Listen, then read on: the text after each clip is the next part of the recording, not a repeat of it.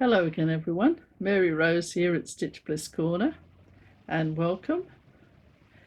Today is Tuesday the 30th of April 2019 and everybody must be all agog ready for Stitch Mania. So anyway, today I'm going to talk about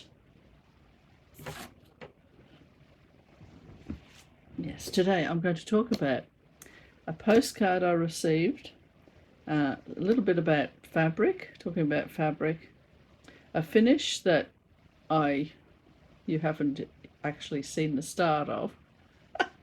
Well, you know, these moments take you, and once you start stitching on something, sometimes you just can't stop. And I did have a little bit of time to wean myself off skating. Here we go. Off Skating Minister in preparation for Mania, because I'm going to do one piece for the entire of Maynia. And then at the end of this video, I'm going to do a flip through of a book about Vincent van Gogh, or Van Gogh. For the art-loving stitchers who've already watched the video, there was a book that I was looking at when I was doing the video, and I thought that it was going a bit long, so I didn't do that part. And I thought, well, you know, in case he's got anything more to tell us, I should just do that flip through at the end of this video. It's not a very long book, but you know, there might be just a few little bits and pieces that he would like to get across to us. So I thought, well, I'll leave that till the end, and then people who aren't wanting to see that can just tune out at that stage if they get that far. Anyway, let's just get started. So I would just like to say thank you to Ellen, who sent me this postcard of Degas, the Little Dancer, and she's actually seen this, and where she saw it, the painting, the interior or the rape, is in the background. It's really quite remarkable to see. So thank you very much, Ellen, for thinking of me and sending me this. It'll go on my little board that I have. I've had her propped against it, but I should be able to make her a little bit more of a permanent fixture on there. So thank you, Ellen. Now then, talking about fabric. Now, I thought that Ingeborg might like to see this. I've already shown it on an earlier video, but it was very early in the piece when I was first doing videos, and she may not have seen this, but I thought she might be interested because this was stitched by my sister's mother-in-law, who happens to be Dutch, and she is an absolute virtuoso, shall we say, of hardanger. So I thought I would just show you this, a piece of her work, which is just wonderful. And I still haven't put it in a frame. I'm going to frame this. But as you can see, it's really quite remarkable. And a very fine example. And I know that Ingeborg is interested in hardanger, so I thought she might like to see this one. So now, this is on even weave. Sorry, that's really not very satisfactory. But now, speaking of even weave, I also came across these that I also showed in an earlier video, but I thought people might be interested to have a look at the difference between hardanger and Ada in particular. I mean, everyone knows pretty much, if you're a stitcher, what even weave looks like. but I think people get a little bit mixed up between Hardanger and Ada. Now, here's a picture here. We have even weave there, and then we have the Hardanger here, and there is Ada. Now, if you ever hear of 22 count Ada, it's actually not Ada. 22 count, from what we've found anyway, people call it Ada Hardanger. So really it's Hardanger, it's not Ada, because the construction of Ada is different to the construction of Hardanger. But it's only when you look really closely that you can see the difference. So here, if you look at this Hardanger here, and I've got some closer up pictures, you can see there are 2 threads going down and 2 threads going across. It's really quite clear once you look at it. Whereas Ada, it has a very different structure.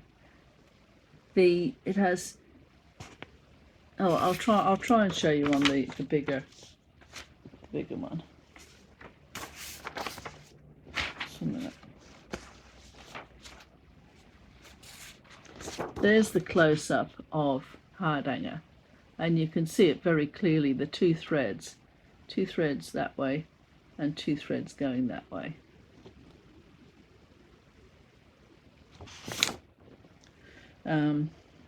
Yeah, and it's interesting because in the really close up you can see that some of the threads actually twist over each other, but when you look just with the naked eye, it all looks very even.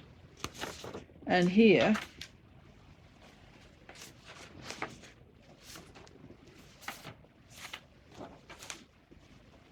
there's the really close up of Ada, showing what a brilliant piece of work it is. It's absolute engineering. And you can see there are the threads, there's 2 threads going through there that way, and then there's well, it's a different structure altogether. I mean, I can't really explain what I mean, but you can see that there's a lot more strength and endurance in that particular fibre, or not fibre, thread count. So anyway, I just thought you might be interested in that. And you see that the thing with Hardanger is that when you want to do a fine work on a face or something, you can do the individual crosses for the say the gown of the stitching that you're doing, or whatever. But when it comes to the face or the arms or the flesh, you can actually divide those into 4 squares, sort of 4 crosses, to make it finer work and still be able to do the bigger squares elsewhere, which is very handy, a very handy quality that Hardanger has. So I'll get a little bit further into that later when I'm talking about my mania. Now I'll just show you the start and the finish that you didn't see. And it was this one. I think I have a thing about stitching Buddhas. I think it's the peace and harmony of it all. And this particular one, it had the, it was a kit, and it had the 14 count Ada in there. And now where does it say? By Michael Adams. And the Chinese characters on here communicate a harmonic state of mind, including bliss, tranquility, spirituality, and peace. So anyway, this was the piece that I thought, well, I'm weaning myself off Skating Minister in preparation for the month of May, when I was going to be working just on Harlequin. So I thought, well, maybe I can do this in the interim. So The actual piece that in the kit that I got, the colour, you know, it was printed off, you know, that kind of printed colour that you get. But you can see I did start on it. But this is 14 count. But I decided that this colour here, that's a lot more pink looking than this. And I wasn't really very satisfied with that colour difference. So I thought, well, why don't I have a go at dyeing, but instead of dyeing the fabric that colour, I decided to get the food dye out. And because I do like, you know, I just wanted to do a different colour, let's put it that way. So I just got ordinary food colouring, because I can't see me being you know, get the gloves on and mixing up vats of chemicals. I just can't see me doing that. So I thought, well, I'll have a go with that and see where I go. Now, I shall insert here the fabric before it was stitched on, and the result I got from just using food colouring and a paintbrush. That's here.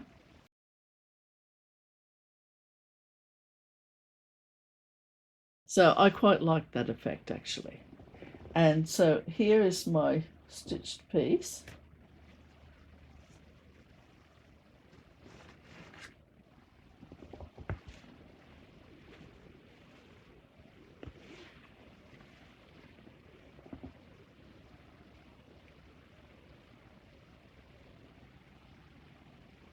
And it was great fun stitching that. Very enjoyable. And I just liked, find an edge here. See where it's sort of going into blue there. I suppose it's hard to see it on the internet, but anyway, yeah. So I did change some things. Here, I didn't stitch the background because I wanted the dye colouring to be showing in there. So on the actual piece, that's all stitched in, the background. So I didn't do that. Oh, sorry, upside down. So I didn't do that's all stitched in. And also the butterfly there, I didn't stitch the background of that either, because I still wanted my purple to come through. But and I couched all around there, was all, you know, I outlined things. I don't backstitch them, I outline them, because I think backstitching takes far too long, and I have too many other things to do. And here I just did a long thread down there and just couched it. So anyway, that was that little piece. So I'm very glad that I did that and that I finished it. And I would have taken you along for the ride, but I didn't realise that I was just going to keep going, which is a habit of mine. Once I get started on something, I do like to finish it. It's just that I keep picking these humongous pieces to stitch. That's the only problem with that. Now, when I was talking about Gogh recently, I did say that I wanted to pick a piece for the future to stitch, and Harlequin put it through the computer program for me, and I shall show you the painting that I decided on, which was this one. I just love that. I love the way the legs are here, the way she's preparing herself for the performance. It's just, there's something about this picture. So that's the one I've chosen, and I will just show you the program that he came up with, we decided to go for the 28 count, just to give the detail. So that's what I will be stitching when I get the opportunity to do so. But one of my viewers was very excited to see what I had chosen, so that's what I've chosen.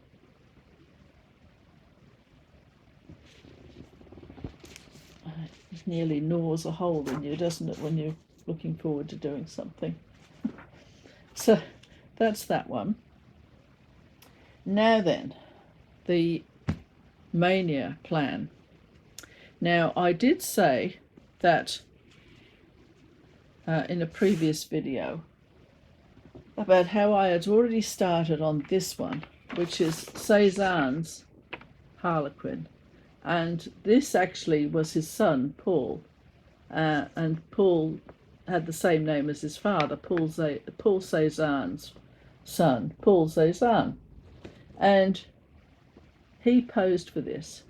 And here's the Perrault, the clown, trying to steal the bat from the Harlequin. And the Harlequin was actually there leading the Mardi Gras, or pretending to lead the Mardi Gras. So it's quite a nice little story for that one. Now, I had already started doing this picture because my husband had already done a program for it.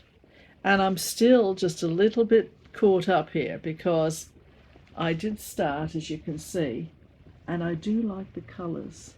That's the here. It's just this little section in here.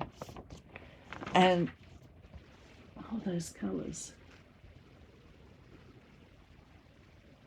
But I am not thrilled with the Hardanger fabric. It's a bit flippity floppity for me. So it was back to the drawing board as far as maybe I should start it again, basically. And the only problem with that was that my husband thought it would be a very good idea if he went to the program that he did the chart from Skating Minister, that he used that particular program. And when he put that one through, it came back with a lot more colours, and some of them are not in the one that I've already started. So I'm a little bit, well, I have a bit of trepidation as to what the colours are going to be like in this one. And there's, how many colours? 187 colours in this one. And also we're going to be using 20 count Aida instead of the 22 count Hardanger, which I wasn't happy with that fabric. So now, you know, and when I said to him, look, you know, that's an awful lot of colours, you know, that means a lot of confetti. And he said, well, you know, it's pointillism. So, what can I say? You can't argue with that. So, now where's my fabric gone? Hang on a minute. Oh, I think that's where it went, down on the floor. That's not a promise of things to come. Now, yeah. So anyway, here is the 20 count Aida that I am going to be using for Maynia, because I'm going to stitch only on this for the entire month of May. Now, this is going to be bigger. You know, I mean, I had these great airy-fairy ideas that I was going to be able to just crack on and get, a huge amount done. I don't know what's going to happen now, because it looks like every 5 minutes I'm going to be threading a needle full of, a different colour for a start. 2 stitches and then another one, so I don't know where this is going at all, and I don't really know if the colours are going to produce what I'm hoping they'll produce. Because the thing is, when you do pointillism,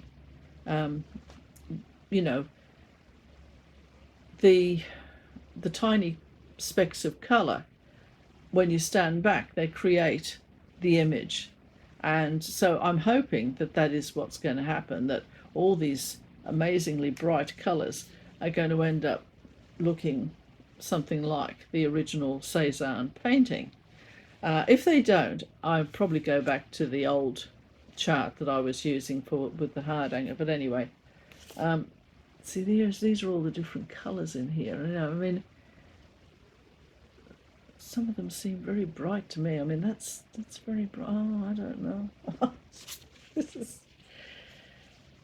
what can you say? I mean, you can't. You said, well, that's what the picture is going to look like. So I shall follow his.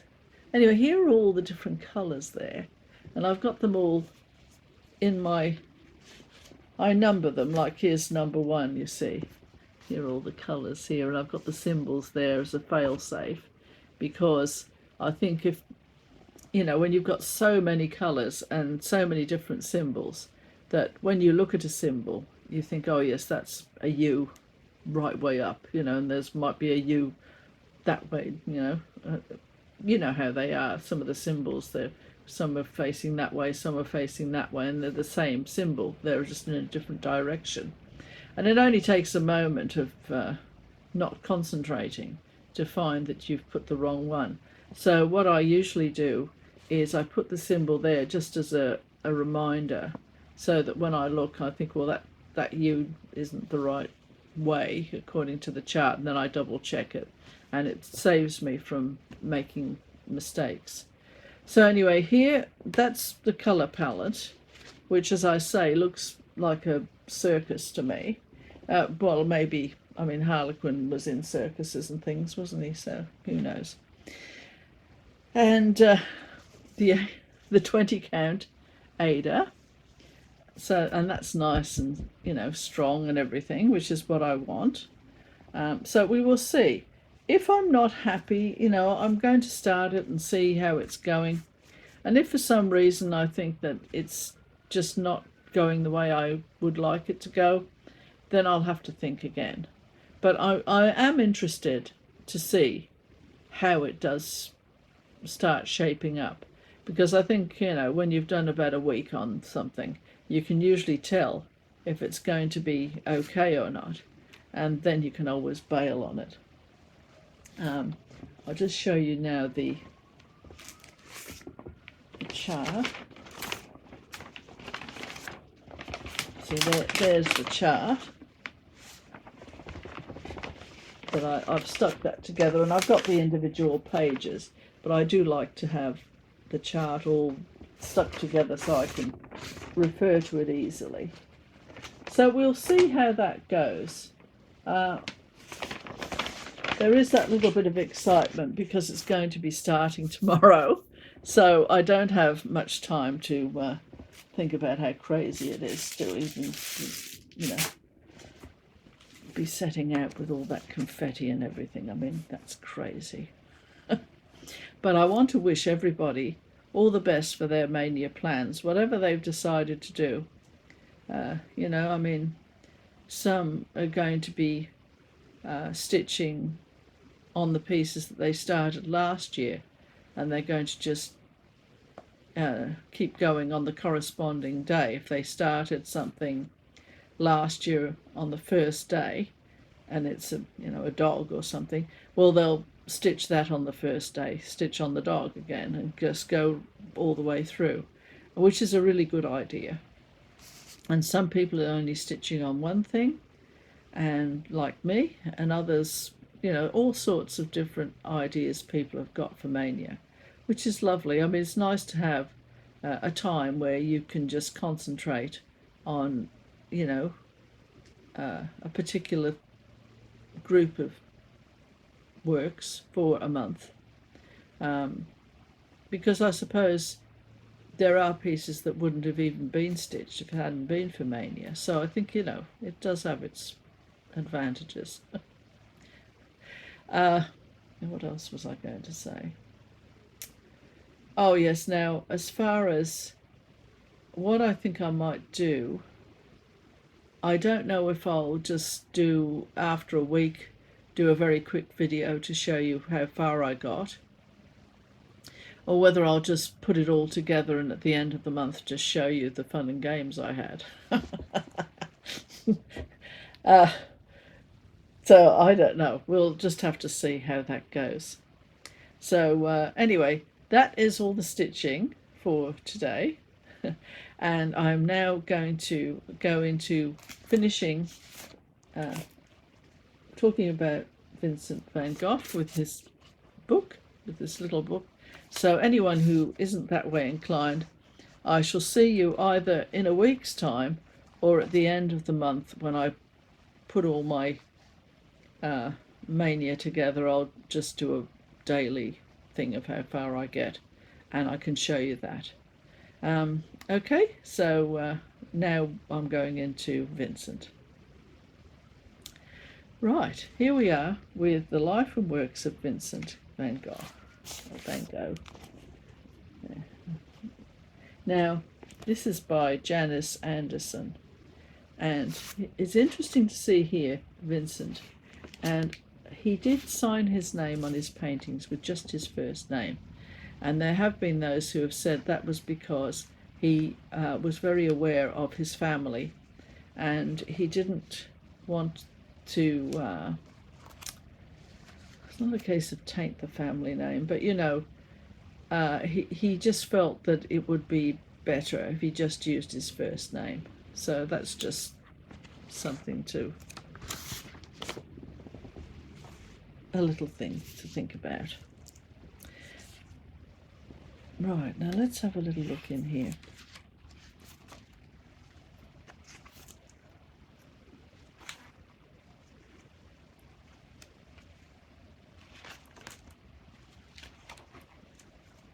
Now, you've seen the potato eaters. I mean, I'm just assuming you've already seen the other video. The potato eaters there, which was a work that Vincent was very proud of, and he just thought it was an excellent piece of work. Not everybody agreed with him, and of course this painting is in my other video if you want to see it better. This is just quickly going through this book. As well as an interest gained by a peasant family at the table, Vincent had an appreciation for a simpler lifestyle. He was known to disregard the finer things. He once wrote in a letter to his brother Theo, "When I receive money, even if I've fasted, isn't for food, but is even stronger for painting. Meanwhile, the lifeline I cling to is my breakfast with people where I live, and a cup of coffee and bread in the creamery in the evening." So obviously he was one of those people that if it meant either bread or painting, he would always choose the painting, if you needed to buy supplies or anything like that. Now this one here is a picture of a windmill that he did in his early part of his career or life, painting life. He would have seen lots of those when he was growing up in the Netherlands. But it's the way he applies that paint, so thick there. I mean, that was the other thing I think with him. It must have been, he must have felt very, not guilty, but to be relying on his brother for his funds, and yet knowing that he used really thick paint. And of course, the more thick your paint is, the more you use of it, but that was just the way he expressed himself. Now this is a painting that he did of a restaurant near Paris, and this is the Impressionist style that he picked up from other painters when he was living in Paris with his brother for a couple of years. So he tried many different styles while he was there, and I think he just loved the bright colours that the Impressionists were using. And this was painting of allotments where people used to grow vegetables and things that lived in the cities.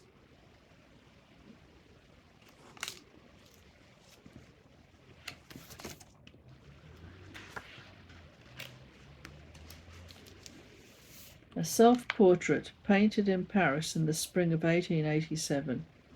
He is neatly dressed in a jacket and blue cravat, and he is experimenting with the Impressionist techniques of the short, broken brush strokes. So there's a self-portrait there. And then this one, a woman at a table in the cafe. I won't try and pronounce that. It's the painting of Agostina Segatori, a former model who ran a cafe. It was painted not long after he arrived in the city, in a style that falls between the Dutch paintings and his later work.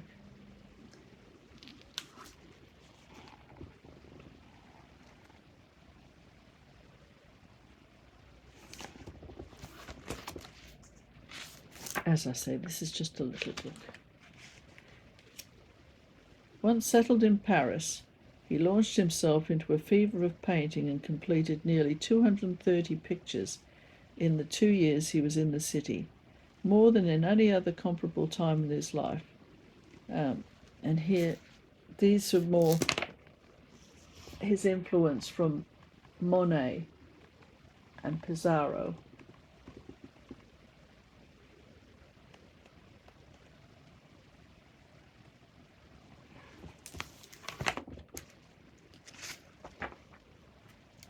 Oh, this is lovely, this one. Edge of a wheat field with poppies and a lark. Unlike some of Vincent's paintings of fields of grain, which he often depicted ripe and ready for harvesting under a hot sun, this one has a gentle springtime quality about it. And here's the lark up there and the poppies here. But you can almost see the wind just flowing through that wheat.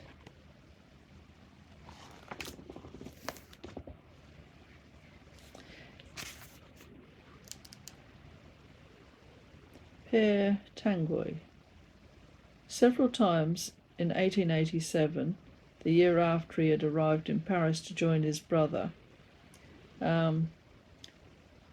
Julien Francois Tanguy, Tanguy, was an artist colour man who also sold paintings and was a good friend to the Impressionists. In this painting, Vincent surrounds him with the Japanese prints that were much in vogue with the new painters and which gave them ideas for their own work. Writing to his brother Theo, Vincent said, "I was sorry afterwards not to have asked old Tanguy for the paints all the same, not that there would be the least advantage in doing so, on the contrary, but he's such a funny old soul, and I think of him many a time." Look at all those Japanese paintings he's done in the background. The hands there.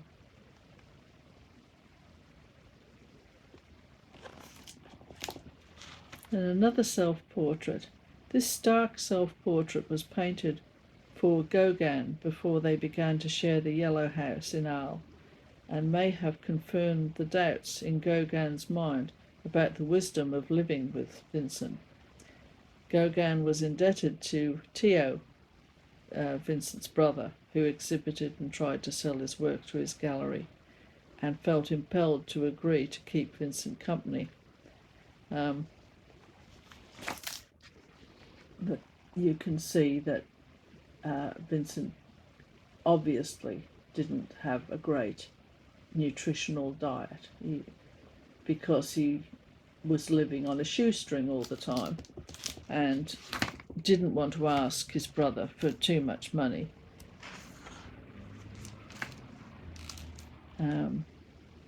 Despite his setbacks and misfortunes, Vincent had a remarkably optimistic view of life and human beings, and was a great believer in God's goodness. Sunflowers, of which he painted many pictures, were a symbol of the power and benefits of life. In a letter to Theo he wrote, "I am painting with the gusto of a Marseillais eating..." I don't know what that word is. "Which won't come as a surprise to you when you learn that I am painting sunflowers." So anyway, I'll just hold that text there. I'm sure there are people who will understand that word that I couldn't read.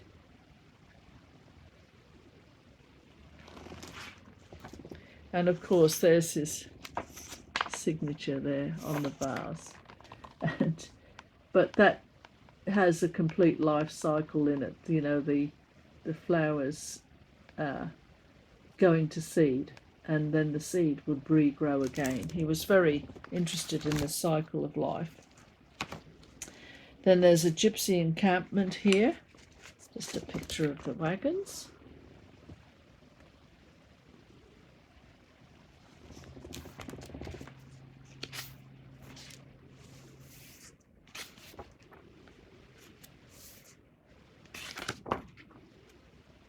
Seascape at Saint-Marie-du-la-Mer. He made only one trip to the Mediterranean coast, and here are some of the paintings he did while he was there.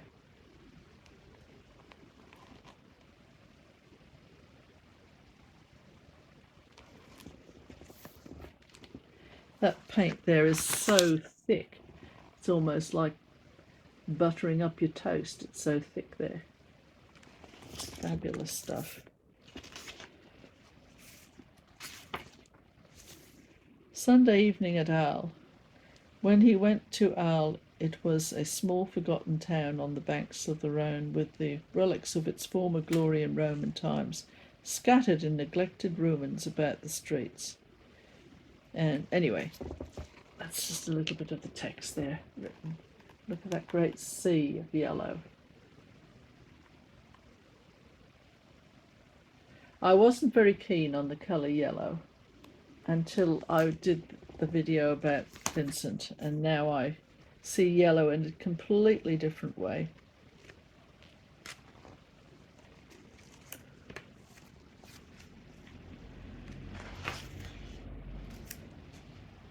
Poet's Garden in Arles, showing a different palette there.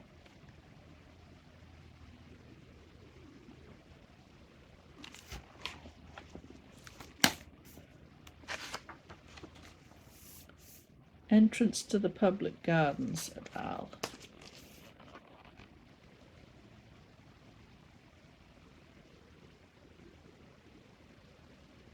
And of course, Vincent's brother Theo, he had a huge influence too on the history of art, because he did promote the Impressionists.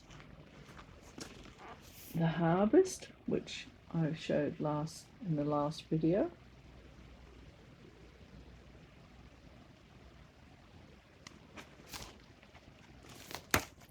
Right. Oh no, this is the Postman Rouland, 1888. Whenever he could, Vincent persuaded the people of Arles to pose for him, and thus recorded for posterity the doctors and tradespeople who were part of his life. The postman, Joseph, was a simple man who had not come across painters before, and always looks a little awkward and self-conscious in the portraits. And this family, the postman's family, Vincent got quite close to them, and the family moved to Marseille, and Vincent missed them when they went.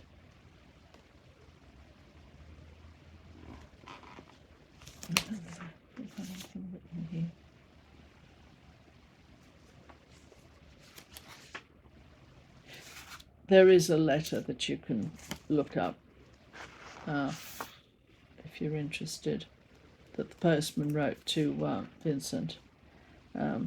Here's another member of the family, recorded for posterity there. Their kindness obviously has been rewarded with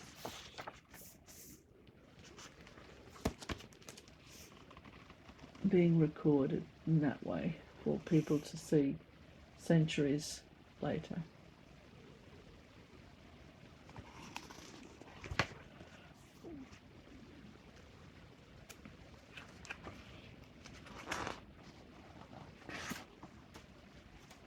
Now this is the pollarded willows in the setting sun.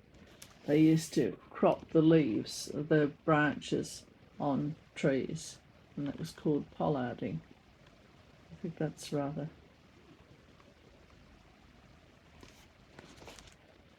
well, it has colours in it and everything. Fabulous. I mean, you run out of superlatives really, don't you? Right, see if there's anything else here. Oh, here's the picture of where he sliced part of his earlobe off, and he's got the bandage around there covering the ear. Now, when he painted himself, it looks as though it's, let me have a look here. Yeah, it looks as though it's the right ear, but that's because he was painting himself in the reflection of a mirror, so he reversed it. It was the left ear actually, not the right one. Another self-portrait.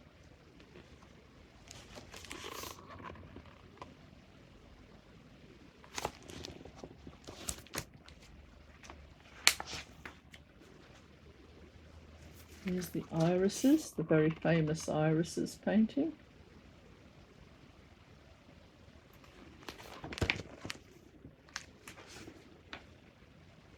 Portrait of Dr. Felix Ray.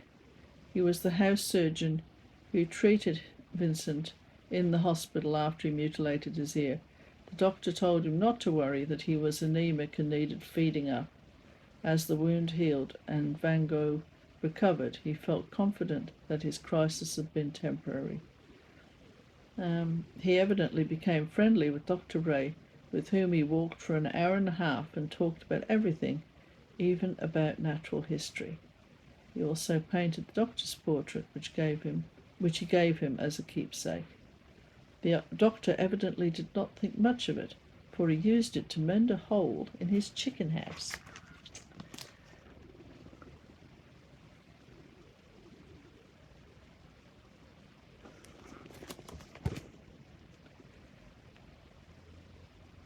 That's an outdoor view of the asylum that Vincent admitted himself to.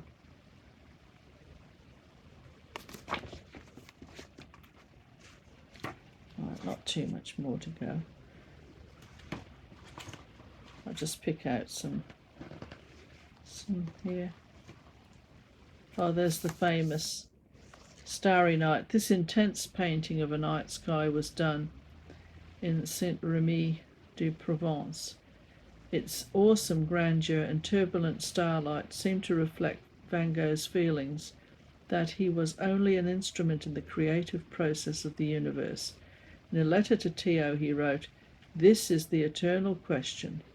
Is life all that there is of life, or do we only know one hemisphere before our death? Speaking for myself, I have no idea what the answer is, but the sight of the stars always starts me thinking."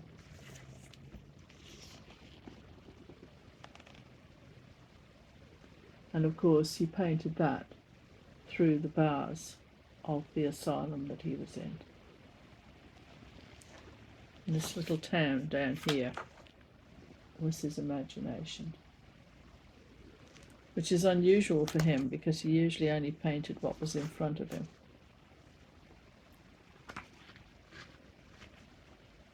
And I'll just show you these. These are the ones that I covered in the video.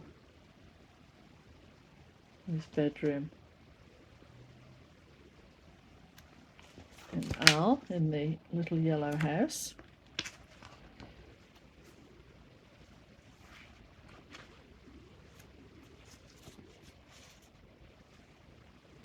Portrait of Dr. Gachet. Now, there's just a little bit here that he said about Dr. Gachet. That was the one that was treating him. When he got out of the asylum, he was allowed to leave there, providing that he went under the care of this Dr. Gachet, who Pizarro had recommended. And of him, Vincent said, "I have found a true friend in Dr. Gachet, something like another brother. So much do we resemble each other physically, and also mentally. He is a very nervous man himself, very queer in his behaviour. He has extended much friendliness to the new artists," because Dr. Gachet used to accommodate different artists that were coming to the area, because he painted as well.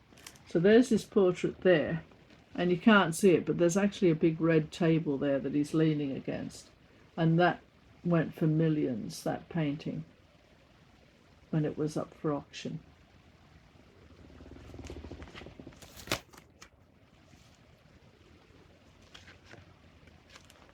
And Dr. Gachet was absolutely distraught when Vincent shot himself. He was just beside himself, because he did use various apothecary,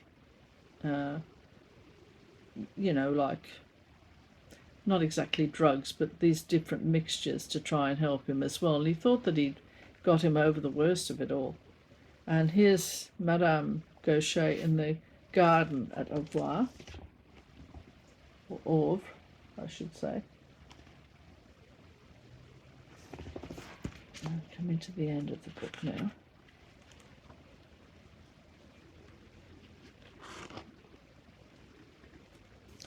Thatched cottages in Orve.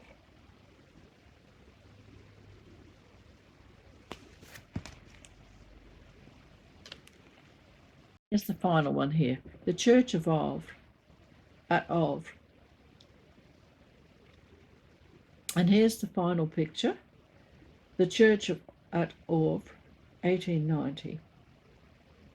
When Vincent painted the rather sombre picture of the local church at Orve, he could not have guessed that its priest would refuse to bury him in the graveyard a few weeks later because he had shot himself. Despite the tumultuous state of his mind, aggravated by his brother's business and domestic problems, Van Gogh was very calm and clear in his assessment of the painting. The building is violet against a sky of simple deep blue, pure cobalt. The stained glass windows appear as ultramarine blotches, and the roof is violet and partly orange. And there it is there. And it really was very sad that he didn't get his church service. People went to the burial site, and he wasn't given. When you consider that he was had a great belief in the infinite and in the great designer, in God, that much of his work was a reflection of his faith. I mean, if anybody should have had a Christian service, it should have been him. But of course, it's considered, if you commit suicide, you can't, or you couldn't then anyway, have a service in a church. It was just what the tradition was. But it does seem quite ironic when you consider that much of his work was inspired by his faith. Just one of those ironies that Vincent seemed to have a lot of irony in his life. But anyway, so that draws now properly to a close the piece on Vincent, somebody that will be remembered for as long as there are humans on the planet. And there aren't many people in history. I mean, you get people throughout history, artists and various politicians and famous people, but they're not remembered generation after generation. But Vincent certainly is an exception to that rule, and that's nice to know. So it's goodbye from me, and all the best, as I say, with stitchy plans, and I shall see you again next time. Bye for now.